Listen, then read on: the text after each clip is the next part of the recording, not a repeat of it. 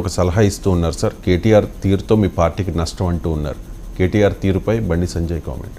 ఇప్పుడు కేటీఆర్ తీరుతో లాభం నష్టం ఆ పార్టీ చేసుకుంటుంది. ఈటల రాజేందర్తో లాభం నష్టం బండి సంజయ్ చేసుకోవాలి. సో బీజేపీలో ఈటల రాజేందర్ బండి సంజయ్ పంచాయతీ వల్ల పార్టీకి నష్టం వస్తుందా లేదా అది చూసుకోవాలి కదా మొదలు. కేటీఆర్తో లాభం నష్టం బీఆర్ఎస్ చూసుకుంటుంది కదా.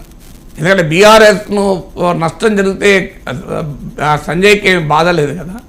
సో అందువల్ల అది ఏంటంటే లీడర్షిప్ను టార్గెట్ చేయడము, అంటే కేటీఆర్ బీఆర్ఎస్కు ఇన్ఎవిటేబుల్ వారసుడు కనుక నాయకత్వానికి ఆ వారసత్వాన్ని ప్రశ్నించడము అదొక ఎత్తుగడగా బీఆర్ఎస్ను అటాక్ చేయడంలో భాగమే తప్ప కేటీఆర్ వల్ల లాభమా నష్టమా ఆ పార్టీ చేసుకుంటుంది కదా.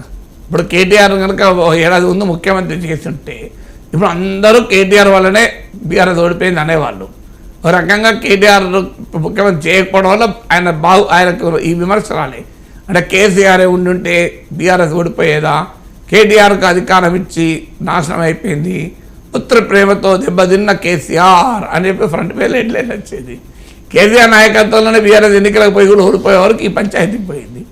అందువల్ల కేటీఆర్ అసెటా లయబిలిటీ ఆ పార్టీ చూసుకుంటుంది. అసెట్ అయినా లయబిలిటీ అయినా కేటీఆర్ బీఆర్ఎస్ కేటీఆర్ ఉంటాడు తప్ప వేరే వాళ్ళ నాయకులు ఉండలేరు కదా. Right sir. India today education summit